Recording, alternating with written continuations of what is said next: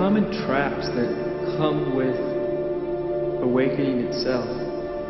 I would call these the danger of getting caught in certain cul-de-sacs or eddies or points of fixation. And they're very useful to understand because they can be quite insidious. They can kind of sneak up on one before you even know what's happening. And one of these dangers are the delusions that actually can arise as a result of an awakening experience is a certain sense of inflation or superiority. I would say, in my experience as a teacher, that this is probably the most common delusion that arises from awakening. Now, it's not a delusion that is inherent within awakening or within reality, but as I've said many times, once an awakening happens, they're actually traversing this territory from non-abiding awakening to abiding awakening, to really a permanent awakening. And part of this process of traversing non-abiding to abiding can be some of these dangers or delusions that happen where the ego grasps at awakening itself. It grasps at the realizations inherent within awakening, almost as if it grasps the raw energy of enlightenment itself and starts to utilize it for its own ends. The trickiness of some of these delusions inherent within awakening is that they can be very, very subtle. They can be hard to spot for the person themselves. For the people around you, they may be very obvious. So one of the really obvious places to get fixated or deluded is in a sense of superiority. It's very common in spiritual circles. Now, people can get stuck in a sense of superiority whether they're awake or not. It's a trap in the dream state, and it's also a trap from somebody sort of traversing from a non-abiding to abiding awakening. The ego of mind can come in and start to feel a personal sense of betterment, as if awakening makes oneself better or more superior to someone else. And this is very, very common. It's for many people, it's almost a natural part of the process. By natural, I don't mean to assume that it's truthful. It is a delusion. All sense of superiority is a delusion. But it's so common. That's why I call it natural, because it's very, very common. And inherent within this delusion is this sense of, I know. Because I have awakened, I know. Because I have awakened, I am right. Because I have awakened, I am always right.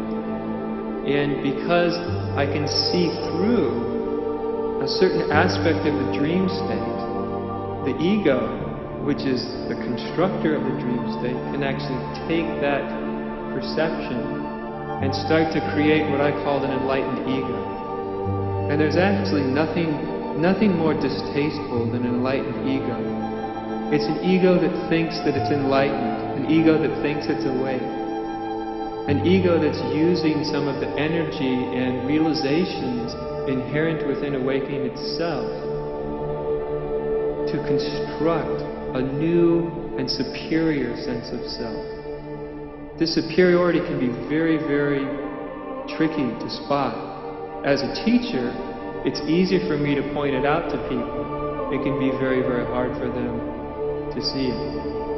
Because, as I said, the ego will use the realizations inherent within awakening to hide. And this is part of the superiority. In extreme cases, I've seen people who have had maybe a very authentic moment of awakening. But as I've said many times, what's relevant is not some past moment of awakening, if it was real or not real, but it's not relevant what was in the past. What's relevant is right here and right now. And so there is a tendency with some people to have had awakening that's in the past and now is being translated through memory and through the mind into the present. And in extreme cases, the ego uses the realizations of awakening to dismiss anything and everything that it doesn't want to see. I've had people literally say to me, "But Ajahn, there is no ego, there is no me, nothing exists. If there's no ego, and since there's no me, there's nothing to do, there's nowhere to go. And I'll say, yes, but have you noticed that you have an incredible capacity to act like a jerk sometimes? And they'll say, well, that may be true, but there's nobody here to do anything about it. There's nobody here. It's all the will of God. It's all spontaneously unfolding, they'll say. And to think that I should address it in any way is just more dream state delusion. Now, to get through to a person that's stuck in a place like that, that's a point of superiority. That's an ego that is grasping onto a certain insight and using it to barricade itself away from seeing its own illusions. It's using the insights of reality itself to hide behind. And this is a very subtle thing, that when the ego uses realizations to hide behind, to not actually come out into the light of being.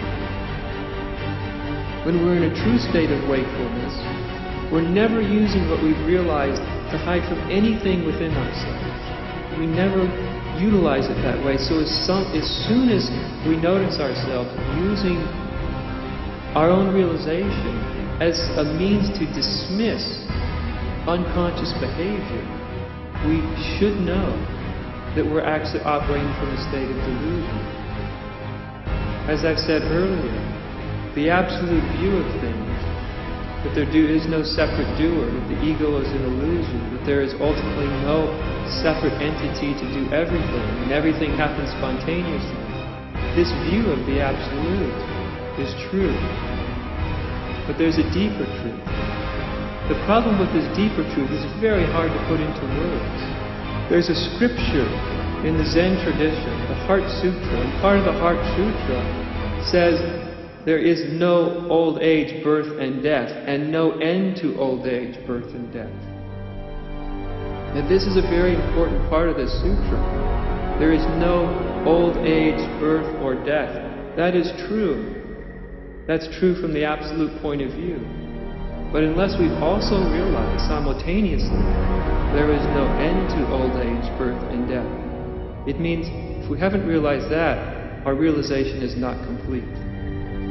And if our realization is not complete, it is prone to be grabbed by the ego and used by the ego as a construct to hide behind and to justify lots of unenlightened behavior. It's very common in spirituality.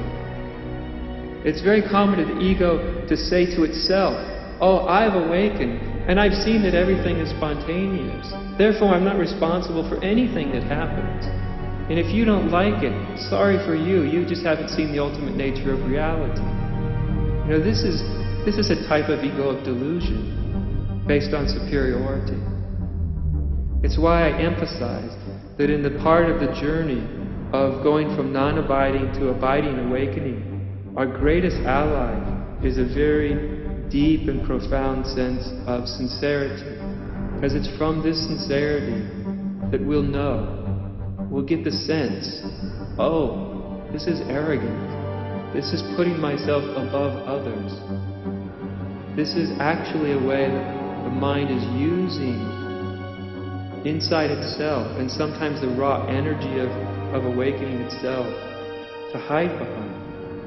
And as I've said, as a spiritual teacher, this is a very difficult thing to get people to realize. Because this particular type of delusion, which is based in the ego using enlightenment or awakening to hide a sense of superiority, this is a very well defended egoic structure. It's very difficult to get through. So what I've found sometimes is the most difficult egos to penetrate are those that have had some glimpse of reality. You wouldn't think it would be that way. You'd think, oh, if someone had a glimpse of reality, even if it was momentary, because it does have such a deep and profound impact, that the ego could never reconstruct itself in such a way that it's almost immune to any point of entry. But actually, in some people, this is the case, that they can become highly, highly deluded. I've seen this in my years of teaching, of people who come and have this very overt sense of superiority. And usually when they do, They want to make sure that people hear them and know what they know, that people agree with them, or more important, that people know that they themselves are enlightened. I've literally had people jump up onto the stage where I am and grab a microphone and start to tell the audience their version of what the truth is. This is, of course, a very extreme case. And in such a person, I often get the sense, well, I probably can't get through to them in the moment, but life, given enough time, life will get through to them. Because the beauty of life itself is that when we're functioning from something that's less than true, it won't ultimately work in life. Ultimately, it will break down. Ultimately, we will be brought to our knees in one way or another. Ultimately, we will be encountered with ourselves. There is no such thing as deluding ourselves permanently. It doesn't work that way. And so,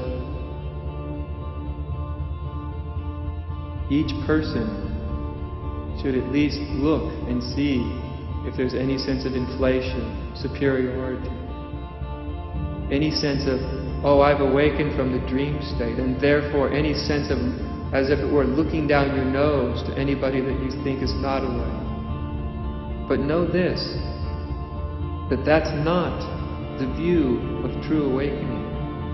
That's the view of an ego that's grabbing awakening and pretending to be awake itself. The true awakening never has a sense of superiority, never says it sees itself as higher than. But also it's important to know, some amount of this is relatively natural. Some amount of feeling superior is, in Zen we have a word for it called drunk on emptiness. It's being drunk, a bit drunk on the inherent energy and beauty of awakening itself. Now, if the egoic structure was really dissolved, there would be no ego to get drunk on. But that doesn't happen in most cases. And so what's left of the egoic structure gets sort of exuberantly drunk on awakening itself, on the realizations of awakening itself. And I'm not saying that this is bad. I'm simply saying that this happens. And it's not really right or wrong. It just simply happens, sometimes in very overt ways, and sometimes in very subtle ways. So if you notice this happening, just notice that it's happening. It doesn't go away because you become horrified by it, any more than it goes away because you believe it and act it out. See it for what it is. It's an inherent part of the awakening process for a lot of people. Yes, it's a danger if you get fixated in it, if you identify with it, if your ego wraps awakening around it and pretends to be an enlightened ego, then it becomes very problematic. But if you stay in that place which is sincere, you'll know that any sense of superiority is not true, which will allow you to look and see, what are you saying to yourself? Literally, what is your mind saying to itself that's making you feel superior? Because remember, it's only the mind. It's only what we say to ourselves that deludes us. All delusions begin in the mind. All delusions are based on various ways that we're talking to ourselves and then believing what we're saying to ourselves. So the key of any delusion, of anything that separates us, is to see its genesis. What are you telling yourself that's literally creating the sense of it, whether it's superiority or anything else that creates the sense of division? Again, the key here is to be on the lookout for anything that makes you feel separate from anybody. And of course, feeling superior is a form of being separate. To feel higher than is a form of being separate. As when Jesus, in part of his ministry, when people were stoning a woman. And he said, "Let he who is without sin to cast the first stone." This is coming from a state of consciousness itself, which is seeing non-separation. He has not seen himself as better than the woman that's being stoned, for whatever reason she's being stoned. He's not seeing himself as separate, and he's trying to help those who would pick up rocks and literally stone somebody, accuse them, hold themselves in a place of superiority. And he's trying to show them that they are not really different from her. Let he who is without sin cast the first stone. And with that, one can see, wait a minute, nobody is without sin. Sin meaning to miss the mark. Nobody is without misunderstandings. We've all done things we wish we hadn't. We've all acted in less than enlightened ways. We're all really not different from anyone else. And so, when we're operating from that point of view, it dissolves the sense of superiority. But just know, it may arise in the process. And the most important thing is just don't believe it. Just don't believe it. Don't push it out, don't try to push it away. But just don't believe it. If you stay in a state where you're not believing it, but also not pushing it out of your system, then there's a dissolving that happens. If you try to push it away, remember that whatever you resist persists. Whatever you try to push away, you're actually energizing it. So don't try to push it away. Don't try to push any negativity away. But also don't feed it. Just see it for what it is. That's the most important thing.